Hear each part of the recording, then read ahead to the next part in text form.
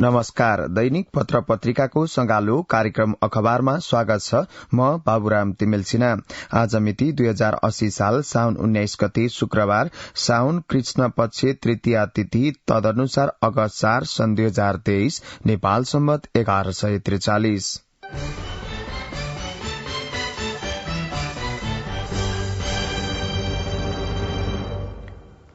कार्यक्रम अखबारको शुरूआतमा हामीले गोरखापत्र राष्ट्रिय दैनिकले प्रकाशित गरेको समाचारलाई लिँदैछौ। प्रधान न्यायाधीशमा श्रेष्ठ सिफारिश समाचार शीर्षक रहेको छ।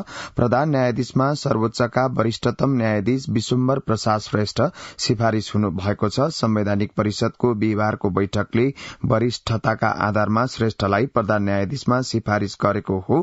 हालका प्रधान न्यायाधीश हरिकृष्ण कार्कीको कार्यकाल साउन 20 गते सकिँदैछ। संवैधानिक व्यवस्था अनुसार पद रिक्त हुनुभन्दा 1 महिना अघि नै संवैधानिक निकायका पदाधिकारी नियुक्तिका लागि सिफारिश गर्नुपर्ने भए पनि ढिला गरेर श्रेष्ठको नाम सिफारिश भएको हो। संसदीय सुनवाईबाट अनुमोदन भई नियुक्त भएमा श्रेष्ठको कार्यकाल 2081 असोज 20 गतेसम्म हुनेछ। राष्ट्रिय सभाका अध्यक्ष एवं परिषद सदस्य गणेश प्रसाद तिमिल सिन्हाले श्रेष्ठलाई सिफारिश गरिएको जानकारी दिनुभयो। तिमिल सिन्हाले भन्नुभयो, परिषदलाई प्राप्त नामावलीबाट विशुम्भर प्रसाद श्रेष्ठको नाम प्रधान न्यायाधीशमा नियुक्तिका लागि सिफारिश भएको छ। अब अन्य बाँकी प्रक्रिया अघि बढ़छ। यसअघि मंगलबारको बैठकमा भने सिफारिश सम्बन्धी निर्णय हुन सकेको थिएन। निर्णय प्रक्रियामा थप अध्ययन आवश्यक रहेको भन्दै बिहिबारका लागि बैठक बोलाइएको थियो। बालवाला प्रधान न्यायाधीशले अवकाश पाउनुभन्दा 2 दिन अघि नयाँ प्रधान न्यायाधीश सिफारिश भएको हो। संसदीय सुनवाईको प्रक्रिया पूरा भई नियुक्त नहुँदासम्म श्रेष्ठले नै कायम मुकायम प्रधान न्यायाधीशका रूपमा सर्वोच्चको नेतृत्व गर्नुहुनेछ। डोटीमा जन्मनु भएका श्रेष्ठ 2073 साउनमा सर्वोच्चको न्यायाधीशमा नियुक्त हुनु भएको थियो। 2038 चैतमा अस्थायी शाखा अधिकृतका रूपमा उहाँ सरकारी सेवामा प्रवेश गर्नु भएको थियो। 3 वर्षपछि स्थायी अधिकृतमा सिफारिश हुनु भएको थियो। 2045 सालमा उहाँ जिल्ला न्यायाधीशमा नियुक्त हुनु भएको थियो। 2062 चैतमा उहाँ तत्कालीन पुनरावेदन अदालतको न्यायाधीशमा नियुक्त हुनु भएको थियो। तत्कालीन पुनरावेदन अदालत हेटौडाको मुख्य न्यायाधीशका रूपमा कार्यरत रहँदा श्रेष्ठ सर्वोच्चमा सिफारिश हुनु भएको थियो। न्याय सम्पादनका साथै न्याय सेवा तालिम केन्द्र लगायतका निकायमा प्रशिक्षकका रूपमा पनि उहाँले काम गर्नु भएको छ। प्रधान न्यायाधीशमा श्रेष्ठ सिफारिश शीर्षकमा गोरखापत्र दैनिकले अग्र पृष्ठमा प्रमुख समाचार प्रकाशित गरेको छ।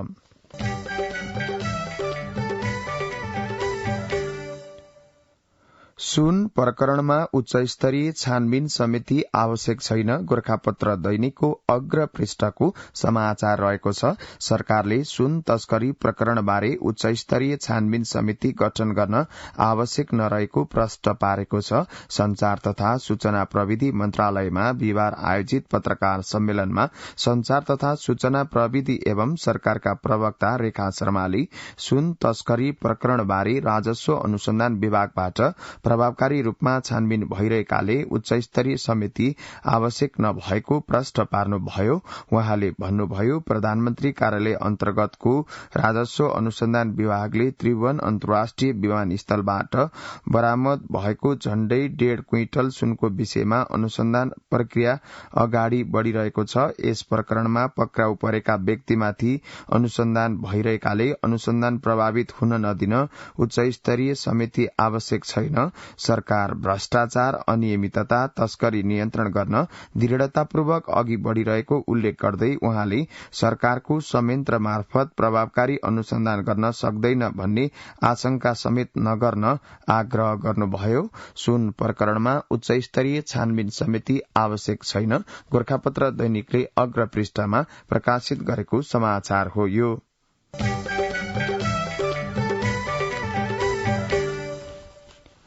सहकारी पीड़ितसँग 7 बुँदे सम्झौता। सहकारी पीड़ितसँग सरकारले बिहिबार 7 बुँदे सम्झौता गरेको छ। सम्झौतासँगै सहकारी पीड़ितले 2 महिनादेखि काठमाडौँको माइतीघर मण्डलामा अनशन तथा धरना दिँदै आएको आन्दोलन स्थगित भएको छ। भूमि व्यवस्था, सहकारी तथा गरीबी निवारण मन्त्री रञ्जिता श्रेष्ठ चौधरीले सरकार र सहकारी पीड़ित बचतकर्ता महासंघ संघर्ष समिति बीच मन्त्रालयमा 7 बुँदे सम्झौता भएको जानकारी दिनुभयो। मन्त्री चौधरी मन्त्रालयका सचिव गोकर्णमणि दुवाडी, सहकारी विभागका रजिस्ट्रार नवराज घिमिरे तथा संघर्ष समितिका प्रतिनिधि समेतको उपस्थितिमा यो सम्झौता भएको हो। सहकारी पीड़ितसँग 7 बुँदे सम्झौता गोरखापत्र दैनिकको अग्र पृष्ठमा रहेको समाचार हो। यो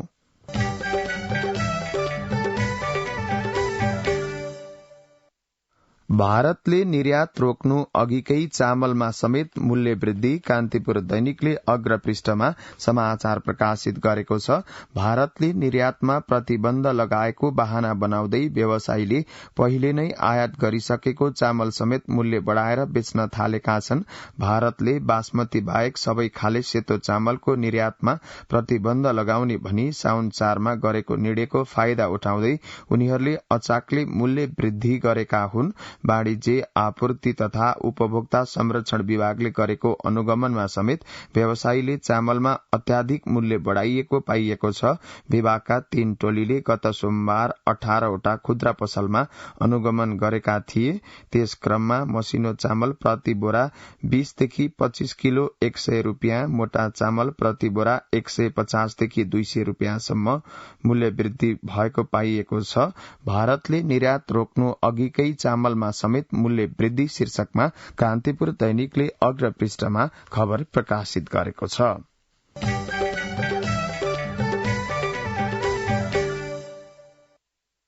माओवादीमा नयाँ नेतृत्व चयनको माग, कान्तिपुर दैनिकको भित्री पृष्ठमा समाचार रहेको छ।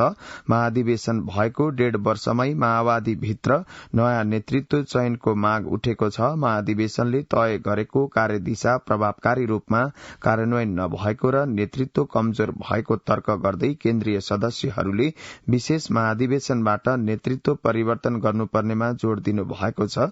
जारी केन्द्रीय समिति बैठकमा नेताहरूले अध्यक्ष पुष्पकमल दाहाल लगायतका पदाधिकारीको तीव्र आलोचना गरिरहनु भएको छ। उहाँहरूले प्रत्यक्ष निर्वाचन प्रणालीबाट नेतृत्व चयन नगरिएको, केन्द्रीय समितिमा प्रभावशाली नेताहरूले आफ्नो गुट र आफन्तलाई अवसर दिएको टिप्पणी भइरहेको छ। पार्टीभित्र अहिले देखिएका समस्या समाधान गर्न र पार्टीमा पुस्तान्तरण ल्याउन विशेष महाधिवेशन गरी प्रत्यक्ष प्रणालीबाट नेतृत्व चयन गर्नुपर्ने उहाँहरूको माग रहेको छ। राजनीतिक दल सम्बन्धी संवैधानिक व्यवस्थाको गाँठो फुकाउन मात्र प्राविधिक महाधिवेशन गरिएको थियो, अब नैतिक रूपमा महाधिवेशन गर्नुपर्ने हुन्छ। गणेश शाह, उहाँ माओवादी केन्द्रका सचिव रहनु भएको छ। उहाँको भनाइलाई पनि यस समाचारमा उद्धृत गरिएको छ। माओवादीमा नयाँ नेतृत्व चयनको माग शीर्षकमा कान्तिपुर दैनिकले भित्री पृष्ठमा समाचार प्रकाशित गरेको छ।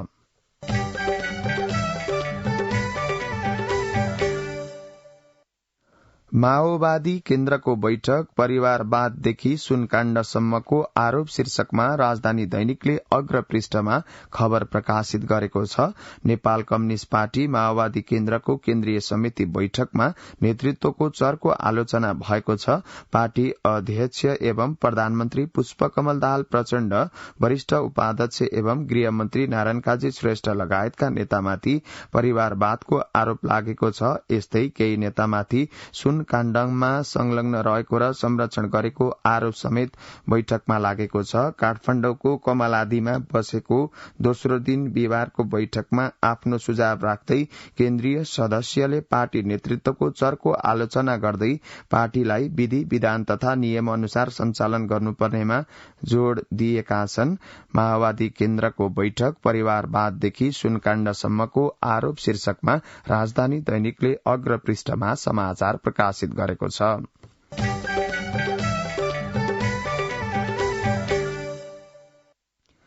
कार्यालयको काम छाडेर लोकसेवा पढ़ाउँछन् हाकिमहरू, नयाँ पत्रिका दैनिकको अग्र पृष्ठमा रहेको समाचार हो। यो सेवा प्रभावित हुने गरी सरकारी अधिकृतहरू कार्यालय समयमा समेत लोकसेवाका कक्षा सञ्चालन गर्ने इन्स्टिच्यूट धाउन थालेका छन्।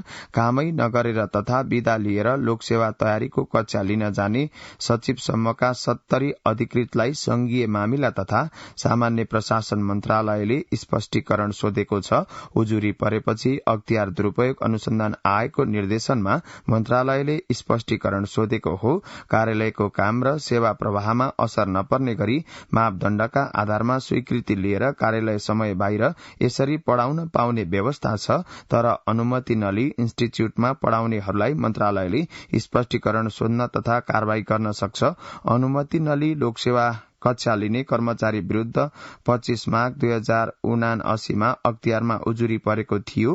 अख्तियारले उजुरीका सम्बन्धमा छानबिन र आवश्यक कारवाही गरी त्यसको जानकारी गराउन 6 जेठमा मन्त्रालयलाई उजुरी पत्र सहित पत्र काटेको थियो। अख्तियारका प्रवक्ता भोला दाहालले उजुरी परेपछि सम्बन्धितहरूलाई आवश्यक कारवाही गर्न संघीय मामिला मन्त्रालय लेखी पठाइएको बताउनुभयो। कार्यालय समयमै र विदा समेत लिएर इन्स्टिच्यूट धाउन थालेपछि सेवा प्रवाह नै प्रभावित। मापदण्ड र नियमन दुवै छैन। इन्स्टिच्यूटमा लोकसेवाका कक्षाको ठेक्का नै लिन्छन् सचिव अधिकृतहरू। कतिपय इन्स्टिच्यूटले सहसचिव र सचिवको नाममा विज्ञापन नै गरेका छन्। सरकारकै विभिन्न प्रशिक्षण केन्द्रहरू भए पनि आकर्षक कमाईका कारण कर्मचारीहरू निजीतिरै आकर्षित हुने गरेका छन्। कार्यालयको काम छाडेर लोकसेवा पढ़ाउँछन् हाकिमहरू। अख्तियारको निर्देशनपछि सचिव सहित 70 अधिकृतसँग लियो स्पष्टीकरण शीर्षकमा नयाँ पत्रिका दैनिकले अग्र पृष्ठमा खबर प्रकाशित गरेको छ।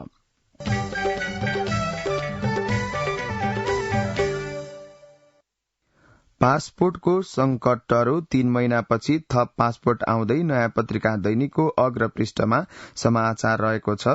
सरकारको भेरिएसन मार्फत 28 लाख थान पासपोर्ट खरिद गर्ने निर्णय कार्यान्वयनमा गएपछि पासपोर्टको आसन्न संकट टरेको छ। मौजूद रहेको पासपोर्टले 2 महिना धान्नेर त्यसबीचमा नयाँ पासपोर्ट प्राप्त हुने राहदानी विभागले जनाएको छ।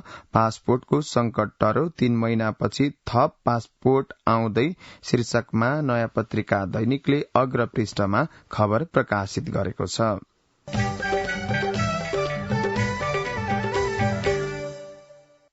52 वर्षपछि फेरिँदै विद्यालय शिक्षा कानून नागरिक दैनिकको अग्र पृष्ठमा समाचार रहेको छ। 52 वर्ष अघि अर्थात 2028 सालमा जारी भएको शिक्षा ऐन विस्थापित हुने गरी सरकारले विद्यालय शिक्षा सम्बन्धी हालसम्मका कानूनलाई संशोधन गरेर र एकीकरण गर्न बनेको विधेयक विधिवत रूपमा अघि बढ़ेको छ। शिक्षा विज्ञान तथा प्रविधि मन्त्री अशोक कुमार राईले मंगलबार मन्त्री परिषदमा दर्ता गराएसँगै सो विधेयकको कानूनी रूपमा ऐन बन्ने बाटो खुलेको छ। मन्त्री परिषदले उक्त विधेयकलाई सदनमा पेश गर्न स्वीकृति दिएसँगै यसबारे शिक्षा जगतमा विभिन्न चर्चा शुरू भएको छ। विधेयकमा प्रस्तावित ऐनको नाम विद्यालय शिक्षा ऐन 2079 राखिएको छ। उक्त विधेयक ऐनका रूपमा जारी भएपछि विद्यालय शिक्षाको राष्ट्रिय मानक तथा मापदण्ड निर्धारण गर्न सकिने तथा विद्यालय शिक्षाको मूलभूत विषयमा सम्मता, एकरूपता र गुणस्तर कायम हुने मन्त्रालयको भनाइ छ। 52 वर्षपछि फेरिँदै विद्यालय शिक्षा कानून नागरिक दैनिकले अग्र पृष्ठमा प्रकाशित गरेको समाचारलाई हामीले अखबारमा समेट्यौं।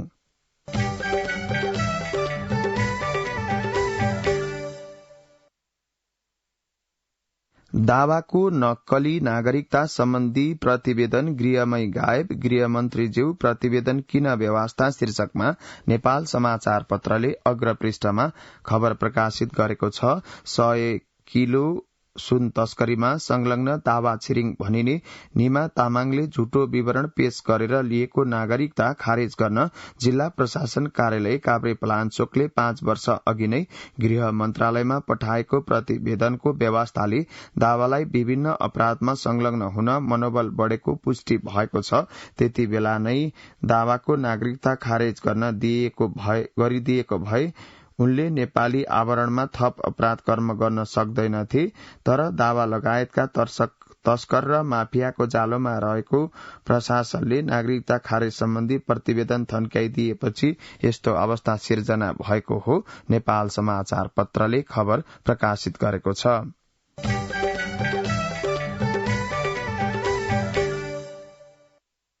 पार्कमा शौचालय र क्याफे बनाउन पोखरा महानगरको 1.5 करोड़को योजना निजी कम्पनीलाई 15 वर्षका लागि निशुल्क जग्गासहित सञ्चालनको जिम्मा शीर्षकमा नयाँ पत्रिका दैनिकले भित्री पृष्ठमा खबर प्रकाशित गरेको छ।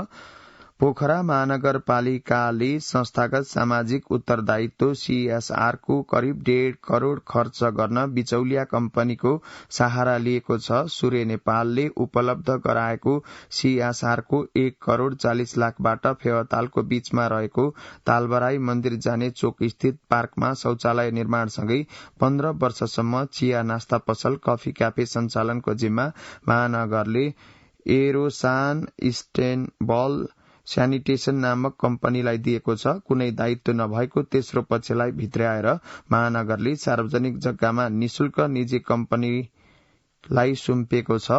पार्कमा शौचालय र क्याफे बनाउन पोखरा महानगरको 1.5 करोड़को योजना निजी कम्पनीलाई 15 वर्षका लागि निशुल्क जग्गासहित सञ्चालनको जिम्मा शीर्षकमा नयाँ पत्रिका दैनिकले भित्री पृष्ठमा खबर प्रकाशित गरेको छ।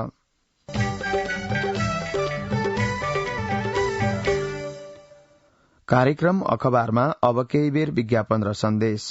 सुरेश के छ खबर, कहाँ छौ? मेरो सब ठिक छ यार, अफिसमा छु। अनि घर तयार भयो तिम्रो? घर त तयार भयो यार। अब घरमा इन्टरनेट, टेलिभिजन लाइन अनि टेलिफोन नम्बर पनि लिनु थियो।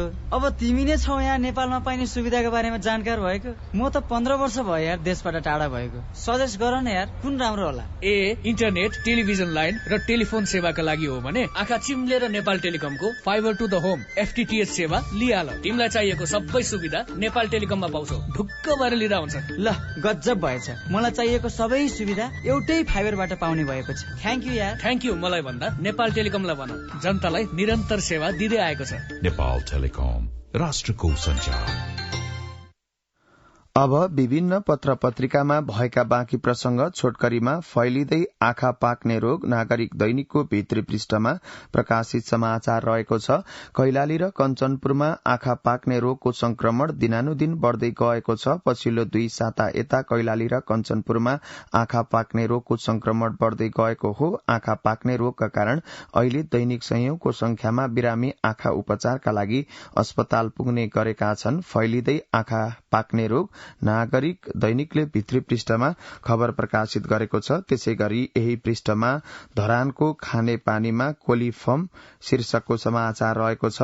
धरान खानेपानी व्यवस्थापन बोर्ड मार्फत नगरवासीका लागि वितरण भइरहेको खानेपानीमा दिशाजन्य ब्याक्टेरिया कोलिफर्म मिसिएको पाइएको छ। धरानमा फोहोर पानीको समस्या, डेंगीको महामारीसँगै आँखा पाक्ने, जीव चिलाउने जस्ता स्वास्थ्य समस्याहरू देखा परेको जनगुनासो बढ़ेपछि गरिएको परीक्षणबाट पिकल कोलिफर्म मिसिएको पुष्टि भएको हो। धरानको खानेपानीमा कोलिफर्म शीर्षकमा नागरिक दैनिकले आज खबर प्रकाशित गरेको छ।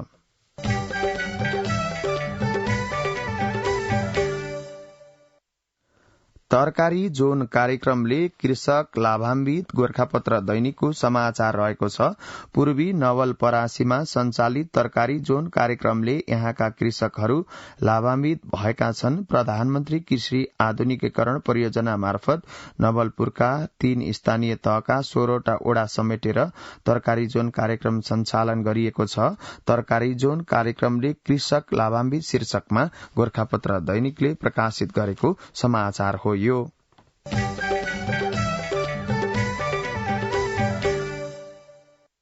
फलफूल भण्डार बन्दै कर्णाली अन्नपूर्ण पोस्ट दैनिकको अग्रपृष्ठमा समाचार रहेको छ।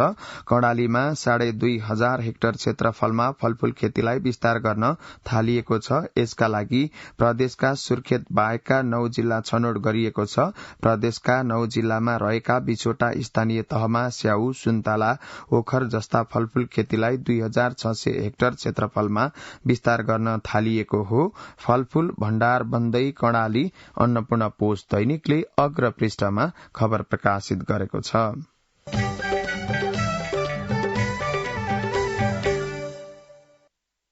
सर्प दंशकको जोखिम उच्च, 25 जनाको ज्यान गयो। गोर्खापत्र दैनिकमा समाचार रहेको छ।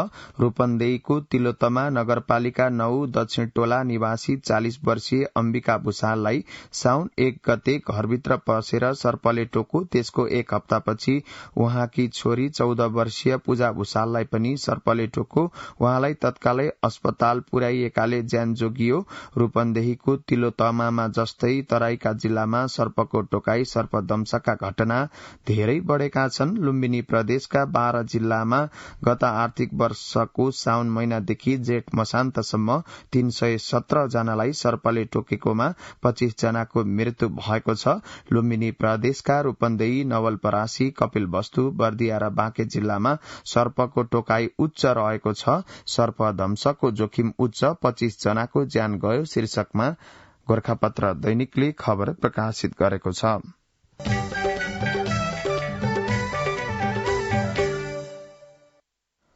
अब राष्ट्रिय दैनिक पत्र पत्रिकाले प्रकाशित गरेका आर्थिक प्रसंगहरू छोटकरीमा इमान्दार भए राजस्वको लक्ष्य भेटिन्छ गोरखापत्र दैनिकमा समाचार रहेको छ।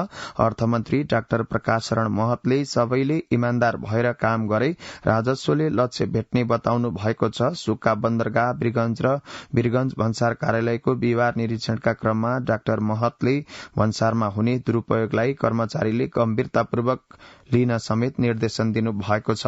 इमान्दार भए राजस्वको लक्ष्य भेटिन्छ गोरखापत्र दैनिकमा खबर प्रकाशित छ।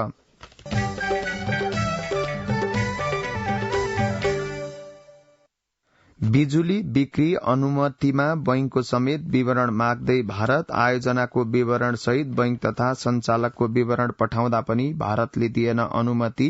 कान्तिपुर दैनिकले अर्थ पृष्ठमा खबर प्रकाशित गरेको छ।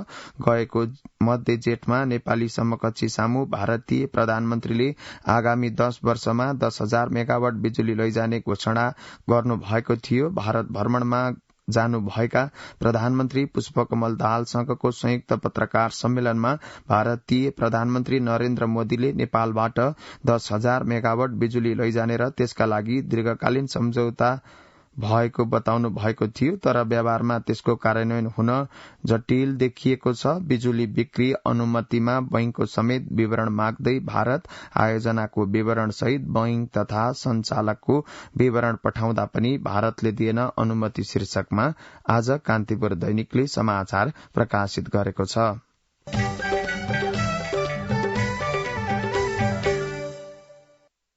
आजको नयाँ पत्रिका दैनिकले पनि नेपाल भारत दीर्घकालीन विद्युत व्यापार सम्झौतामा अस्वाभाविक ढिलाइ शीर्षकमा खबर प्रकाशित गरेको छ।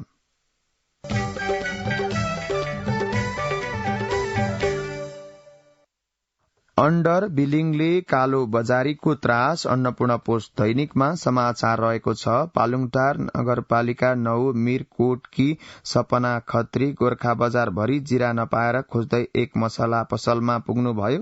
त्यहाँ अहिलेको जिराको भाउ सुनेर उहाँ छक्क पर्नुभयो। 2 महिना अघि र अहिलेको भाउमा आकाश पातालको फरक भइसकेको छ। उहाँले भन्नुहुन्छ जेठमा 1 किलोको 400 रुपियाँ थियो, अहिले तेब्बर पुगिसकेको छ। अन्डर बिलिङले कालो बजारीको त्रास अन्नपूर्ण पोस्ट दैनिकले समाचार प्रकाशित गरेको छ।